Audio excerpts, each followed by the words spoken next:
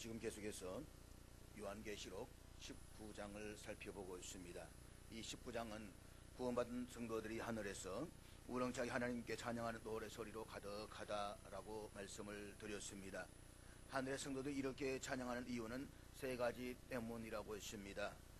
참되고 의로우신 하나님의 통치가 멋지게 실현되는 것과 또 우리 주 우리 하나님 곧 전능하신 이가 통치하시는 것, 그리고 성도들을 위한 어린 양의 혼인잔치가 준비되고 있는 것을 보았기 때문이다는 것입니다. 사람들 보기에는 대단한 위세를 떨치는 불의한 세상이 영원할 것처럼 생각이 되겠지만 그것은 하나님이 허용하신 지극히 제한된 기간 동안만이라고 하는 것입니다. 인간의 타락과 죄악으로 하나님의 진노의 대접이 가득 차게 되고, 그래서 때가 되면 참되고 의로우신 하나님께서 불신 세상을 완벽하게 심판하실 것입니다. 그리고 그때 하나님께서는 이 땅에서 고난 가운데서도 끝까지 믿음을 지키며 충성된 삶을 살았던 성도들을 위해서 어린 양의 혼인잔치를 마련해 주실 것입니다. 이 사실이 너무나도 분명한 사실을 믿을 때 우리도 이 땅에서 힘차게 승리의 찬양을 부르면서 살아갈 수가 있는 것입니다. 할렐루야! 할렐루야!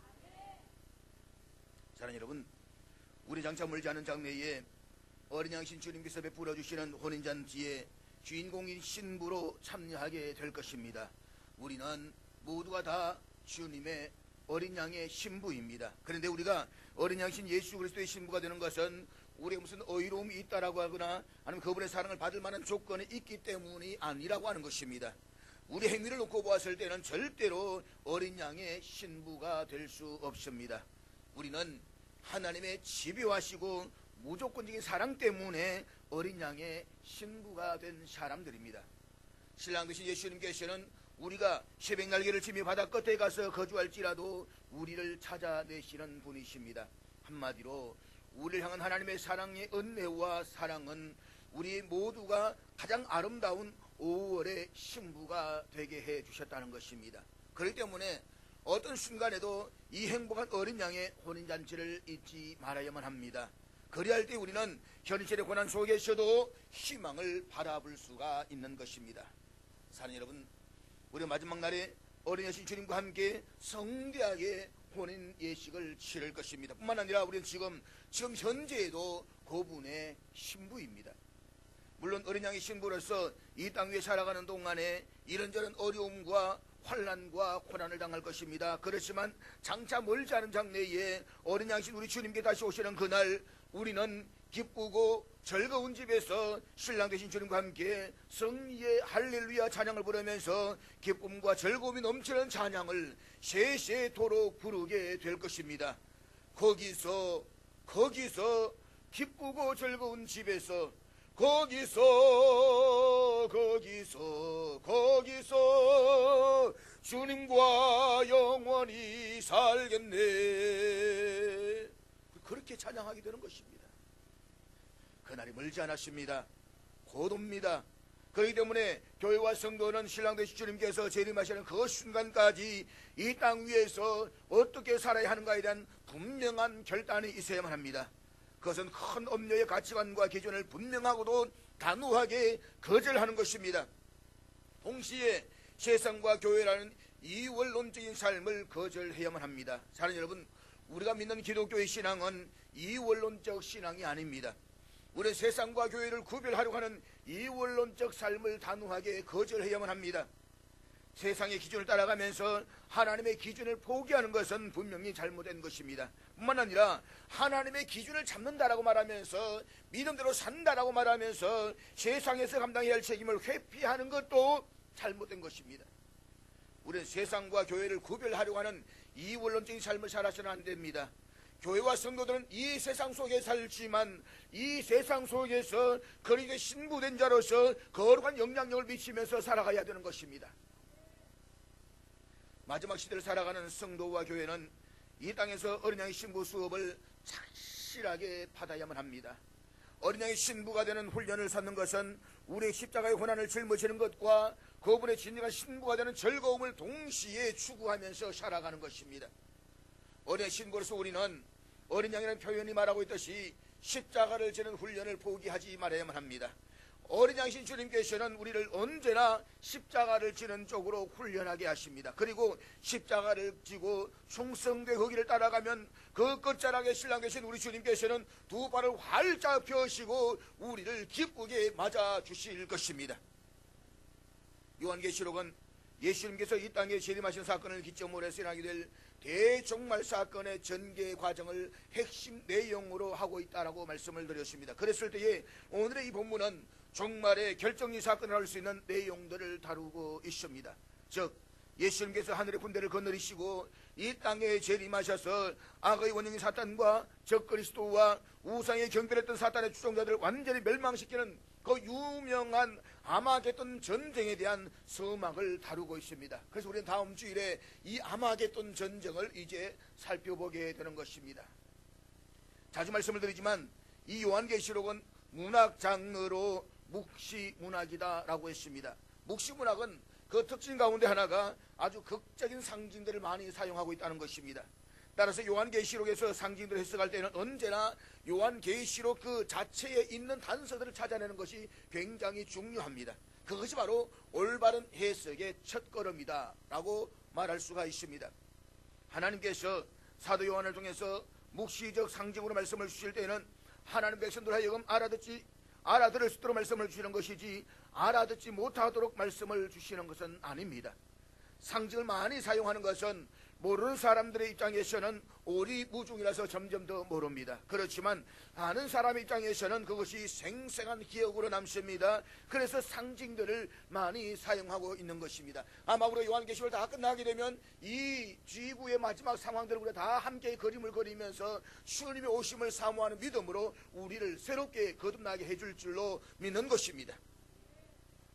그랬을 때 오늘 본문에서는 이 땅에 재림하시는 예수님의 장엄한 모습을 여러 모양으로 묘사를 해서 보여주고 있습니다. 그런데 오늘 본문에서는 재림하시는 예수님의 모습이 나오고 그 다음에 그것을 부연해서 설명하고 있는 것을 볼 수가 있습니다. 즉 이 땅에 재림하시는 예수님의 모습에 대한 묘사가 나오고 그 후에 그 이름을 말하고 있는 것이 계속해서 반복되고 있다는 것입니다. 그렇다면 재림하시는 예수님은 어떤 모습으로 오실까요? 첫째는 백마를 탄 자의 모습으로 오신다라고 했습니다. 자, 그것이 본문 11절 말씀인데 우리 11절 다 같이 읽도록 하겠습니다. 같이 읽습니다. 시작. 여러분이 사도 요한의 입장에서 한번 상상을 해보시길 바랍니다. 하늘이 활짝 열렸는데 보니까 백마가 있고 그것을 탄 분이 있다라고 했습니다. 여러분이 이 장면을 보셨다라고 한다면 아마 깜짝 놀라면서 그 장면 속으로 빨려 들어가지 않겠습니까? 여기서 백마를 타신 분이 누구이신가? 우리가 뒤에 있는 15절을 보게 되면 철장으로 만국을 다스리신다라고 했고 16절에서는 만왕의 왕이요 만주의 주라고 했습니다. 만왕의 왕이요 만주의 주라고 한다면 그분은 바로 예수 그리스도시라는 것입니다. 그래서 본문에서 백마를 타신 분은 바로 예수 그리스도이십니다. 자, 그렇다면 왜 여러 말들인데 하필이면 백마를 타고 오시는가? 왜 백마를 등장시키고 있느냐 이 말입니다. 요한계시록과 성경 전체를 꼽아봤을 때의 백마, 흰색은 승리를 상징합니다. 과거의 장군들이 전쟁에서 승리를 하면 개선 장군으로서 백마를 타고 들어왔습니다. 그래서 백마를 등진시킨 것은 승리를 상징하는 것입니다. 그러니까 이 땅에 재림하신 예수님께서는 모든 불의의 세력과 싸워서 이기신 승리를 확보하신 분으로서 백마를 타셨다는 것입니다. 예수님께서는 2000년 전 갈보리 십자가에서 죽으시고 사흘 만에 부활하심으로 말미암아서 사탄의 머리를 깨뜨리시고 승리하셨습니다. 그 예수님이 이제 멀지 않은 장래에 백마를 타고 이 땅에 내려오십니다. 그런데 2000년 전 예수님이 이 땅에 오셨을 때의 모습을 한번 생각해 보시기를 바랍니다. 예수님이 이 땅에 오셔서 예루살렘 성으로 들어가실 때에는 나귀를 타셨습니다. 그 당시에 로마의 장군들은 화려한 옷을 입고 말을 타고 예루살렘 성국으로 진격해 들어왔습니다. 그런데 예수님은 아주 초라하게 나귀를 타고 입성을 하십니다. 초라한 모습을 입성하셨던 그 예수님, 그런데 그분이 재림하실 때에는 승리와 정복의 상징인 백마를 타고 내려오신다는 것입니다. 그리고 11절에 보면 백마를 타신 예수님이 공의로 심판하며 싸우더라고 했습니다. 그러니까 백마를 타고 이 땅에 오시는 예수님은 사령관이시면서 동시에 재판관으로서 심판관이십니다. 이 사실을 알 수가 있는 것은 장차 예수님이 이 땅에 재림하실 때는 두 가지의 전혀 상반된 모습으로 임하신다는 것입니다. 하나는 심판자로서의 모습입니다. 예수님의 재림하심은 그분을 믿지 않고 하나님을 대적했던 모든 사람들에게는 철저하게 심판하심으로써 정복자의 사업을 완벽하게 성취하실 것입니다. 다른 하나는 승리하신 구원자로서의 모습입니다. 예수님의 재림이 철저한 심판이 되겠지만 반면에 끝까지 인내하면서 믿음을 지키고 주님의 신실하게 따라왔던 성도들에게는 그야말로 완벽한 승리를 누리는 기쁘고 복된 날이 될 것입니다. 우리는 그 날을 사모합니다. 멀지 않은 때에 그 날이 옵니다. 그때 우리는 주님과 함께 할렐루야 찬양하면서 구원의 완성을 기뻐하게 될 것입니다. 자, 여러분, 우리 예수님은 패전하신 분이 아니라 승리하신 분이십니다. 정복당하신 분이 아니라 정복하신 분이십니다. 그 예수님 지금도 우리의 대장으로서 우리를 위해서 싸워주십니다. 그러므로 우리가 이 땅에서 살아가는 동안에 여러 가지 어려운 일들을 겪겠지만 우리의 대장이신 주님이 승리하셨기 때문에 우리도 승리한다는 것을 믿으시기를 바랍니다. 우리가 세상을 이기는 이김은 믿음이라고 했습니다. 여러분 자신에게 힘이 있는 것이 아니라 주님에게 힘이 있습니다. 그 주님과 연결되는 것이 믿음입니다. 믿음이 있으면 이길 것입니다. 반면에 믿음이 없으면 집니다. 사랑하는 여러분, 여러분의 영원한 승리자, 여러분을 위해서 싸우시는 대장 되신 예수 그리스도를 믿으시기를 바랍니다. 그분을 믿는 믿음만큼만 승리할 것입니다. 그러므로 스스로의 가지고 힘을 가지고 있는 것처럼 좌절하고 신세 타령하는 나약해진 모습을 이제는 저 멀리 떨쳐버리시기를 바랍니다. 하나님을 믿음의 성도답게 처음부터 끝까지 믿음으로 승리한 삶을 살아갈 수 있기를 주의 이름으로 축복합니다. 오늘 본문에 보면 예수님께서 백마를 타셨는데 그 이름을 충신과 진실이라고 했습니다. 이 충신이라는 말은 헬라어로 피스토스인데 이것은 신실한 충성스러운 이라는 뜻을 가지고 있습니다. 예수 그리스도는 그 이름이 신실이라고 말할 수가 있습니다. 예수님은 자신의 생명을 버리시면서까지 약속하신 것을 반드시 지키시는 참으로 신실하신 분이십니다.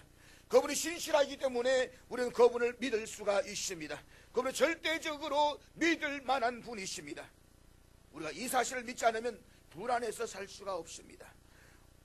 내가 나를 생각해도 어떤 날은 믿음이 너무 턱 심합니다. 야, 내가 이렇게 믿음이 좋느냐고, 이렇게 신앙이 좋으냐고 자기 자찬할 때가 있습니다. 그래도 어떤 날에는 불신자보다 더 신앙이 냉랭할 때가 있습니다. 우리의 믿음은 하루에도 수없이 온탕과 냉탕을 왔다 갔다 합니다. 이런 우리 자신의 노력을 의지한다는 것은 불안해서 견딜 수가 없습니다. 그런데 하나님은 어제나 오늘이나 영원토록 신실하신 분이십니다. 한번 말씀하시면 영원토록 변함없이 그대로 지키시는 참으로 신실하신 분이십니다.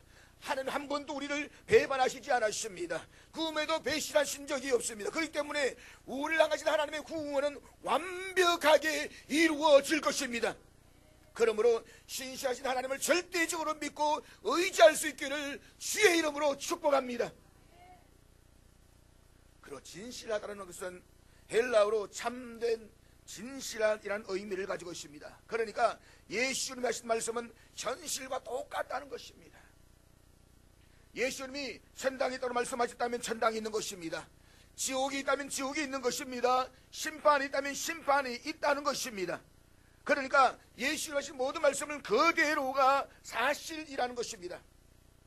그런 의미에서 예수님은 진실하신 분이시라는 것입니다.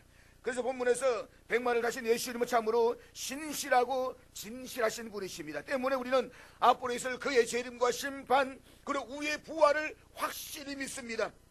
우리가 그렇게 믿을 수 있는 것은 백마를 타고 오시는 분의 이름이 충신과 진실이기 때문인 것을 믿으시기를 바랍니다. 재림하신 예수님은 어떤 모습을 하고 있습니까? 두 번째로 예수님의 눈은 불꽃 같고 그 머리에는 많은 관들이 있다라고 했습니다. 그것이 보면 12절 말씀인데 우리 12절 다 같이 읽도록 하겠습니다. 같이 읽습니다. 시작. 여기에 보면 백마와 그것을 탄 자로서 묘사된 재림하신 예수 이름에 대한 또 다른 묘사가 나옵니다. 그 눈은 불꽃 같고 머리에는 많은 관들이 있더라. 여기서 불꽃 같다라고 하는 것은 앞선 요한계시록 1장 14절에 나오고 있는 말씀인데, 한마디로 예수 이름의 눈길을 피할 수 있는 사람이 아무도 없다는 것입니다. 불꽃 같은 눈이시니까 마음의 동기까지도 다 살피십니다. 사람은 외모밖에 보지를 못하지만 주님은 마음에서 일어나고 있는 동기까지도 아십니다. 무슨 동기를 일을 하고 있는지를 다 보신다는 것입니다. 마음의 신음까지도 다 들으시는 분이십니다. 그래서 주님의 눈을 피할 수가 없다는 의미에서 불꽃 같다는 것입니다. 그리고 그 머리에는 많은 관들이 있다라고 했습니다. 여기서 많은 관이란 하나의 멸관을 형성하면서도 많은 고리와 띠로 이루어지는 고대의 화려한 왕관을 연상시키고 있는 것입니다. 그러니까 모든 왕들보다 또 무수히 많은 권세들보다 더 높은 유일한 권세를 지니고 계신다는 것을 강하게 묘사하고 있는 것입니다. 그렇습니다. 예수님은 이 지구의 모든 왕들의 왕이시고 모든 주인들의 주인이십니다. 그렇기 때문에 모든 멸관을 다 합쳐서 자신의 머리에 서셔야 할 정도로 왕 중의 왕이요 주 중의 주이십니다. 그런 의미에서 많은 관들을 쓰고 있다는 것을 상징적으로 표현하고 있습니다. 그런데 이처럼 위대한 권세를 상징하는 많은 관을 머리에 서신 분이 누구이십니까? 그 머리는 한때 가시관을 서셨던 머리였습니다. 이 땅에 육신을 입고 오셨을 때에는 그 어디에도 둘 곳이 없었던 머리였습니다. 원수들이 때리고 침을 뱉었던 머리였습니다. 십자가에서 운명하셨을 때에 숙여진 그 머리였습니다. 다시 말해서 하나님과 동등됨을 여기지 아니하시고 창조주의 모든 특권을 포기하고 인간이 되셨고 인간의 가진 멸시와 조롱을 다 받으시면서 사탄의 권세 아래서 가시관을 서셨던 그 예수님의 머리였습니다. 근데 그분이 죽음과 어둠의 권세를 깨뜨리시고 이기시고 승리하셔서 멸류관을 서셨습니다. 이 사실이 오늘 우리들이 주고 있는 교훈이 무엇입니까? 어린이 심과된 성도들도 이 땅에서 신랑 되신 주님이 걸어가신 십자가의 길을 힘차게 걸어가야 한다는 것입니다. 이 땅을 살아가면서 세상 사람도 받게 될 가시관을 두려워하지 말고 끝까지 인내하면서 믿음으로 충성된 사명을 감당하라는 것입니다. 그리할 때 멀지 않은 장래에 주님께서 영광 중에 재림하실 때에 주님의 그 영광에 오늘 저와 여러분들도 참여하게 될 것입니다.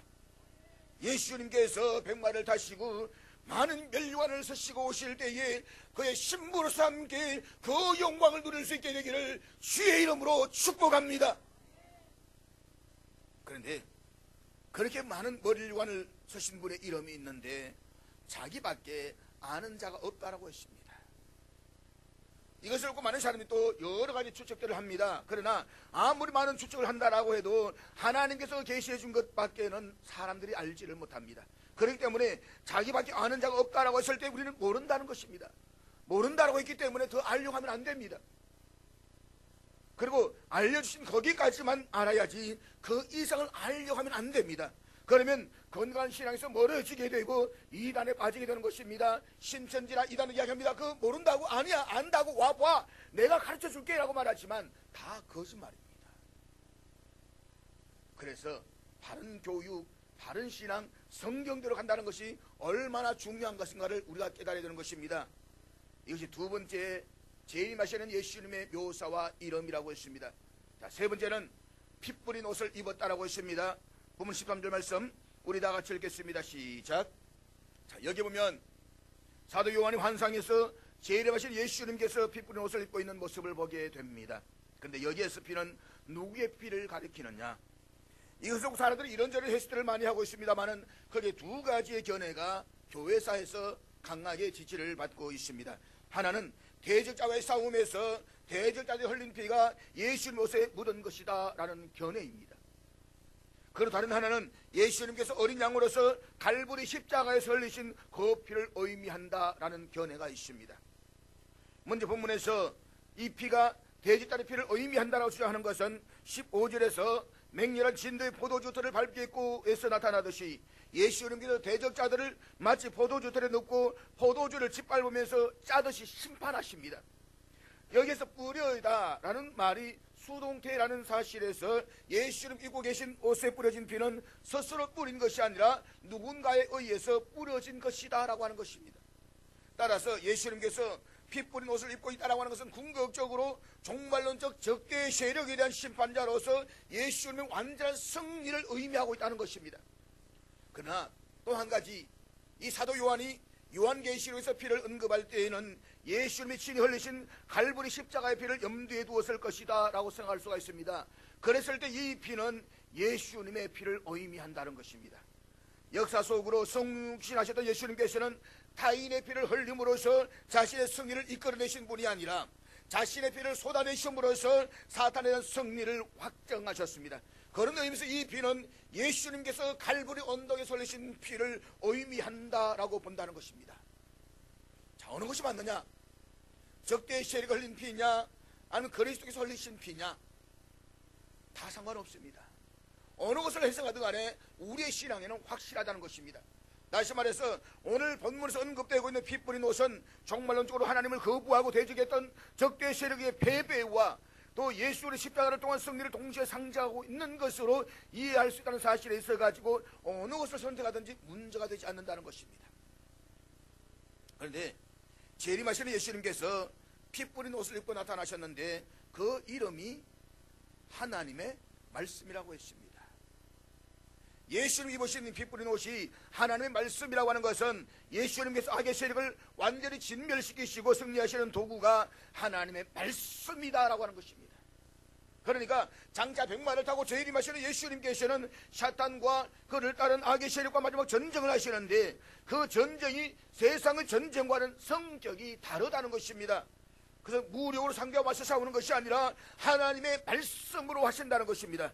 말씀으로 온 우주 만물과 세상을 창조하신 것처럼 말씀을 선포하심으로써 모든 대적자들을 패배시키는 것입니다. 사랑하는 여러분, 하나님의 말씀은 사탄의 모든 견관진을 무너뜨리는 능력입니다. 하나님의 말씀은 살아있고 활력이 있어 좌우에 날선 어떤 금보다도 예리하여 혼과 영과 및 관절과 골수를 찔러 쪼개기까지 한다라고 했습니다. 이것이 하나님의 말씀입니다. 예수님께서 이 땅에서 사탄의 시험을 받으실 때에 이 하나님의 말씀으로 이겼습니다. 동일하게 이 세상에서 우리를 넘어뜨리기 위해서 가진 계력을 다하면서 달려드는 모든 사탄의 세력과 끊임없이 영적 싸움을 싸워야만 하는 우리들에게 필요한 무기는 바로 하나님의 말씀인 것입니다. 하나님의 말씀은 어떤 원수도 능히 이길 수 있는 강하고 능한 유일한 무기인 것을 믿으시기를 바랍니다. 그럴 때 우리도 이 말씀을 가져야만 합니다. 말씀을 가지는 것만으로 부족합니다. 유능한 잔수는 전투에 임하기 전에 자기의 칼을 갈고 닦습니다. 마찬가지로 우리도 우리의 대적과의 싸움에서 승리하기 위해서 성령의 검, 곧 말씀을 갈고 닦아야만 합니다.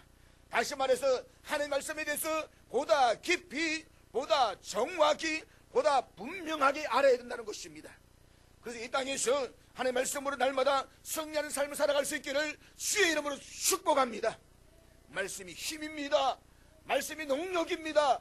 말씀이 소망인 것입니다.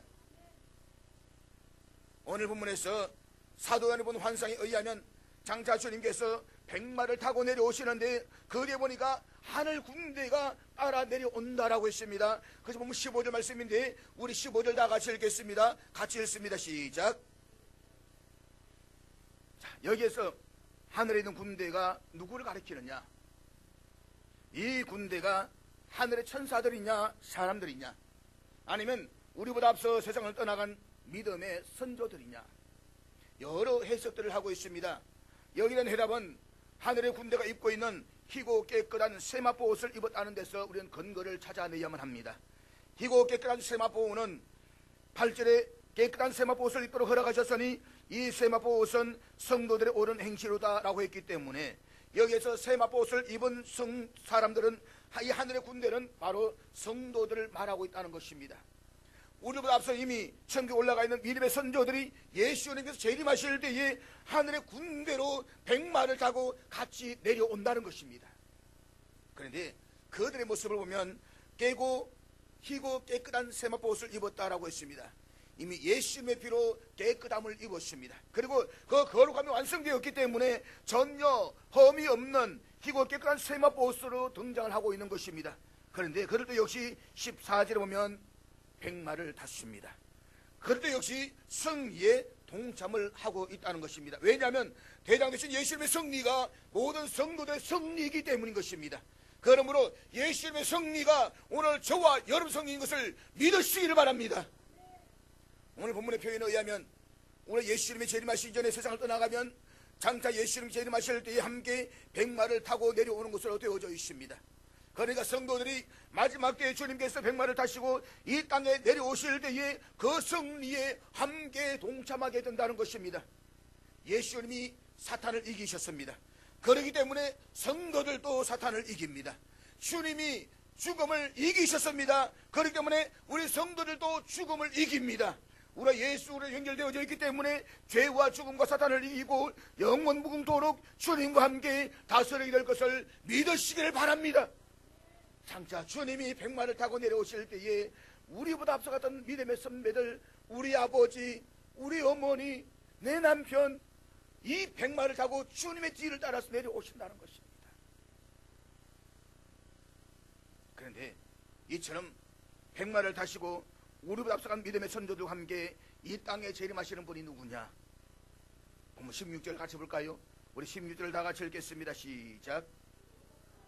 옛날에 말을 탈 때 복장은 외투와 또 다리를 덮는 덮개로 이루어져 있다라고 합니다. 재림하신 주님은 백마를 타고 계시기 때문에 주님이 입고 계신 옷은 전투용 승마복일 것이고 그 옷은 외투와 또 다리를 덮는 덮개로 구성되어져 있을 것입니다.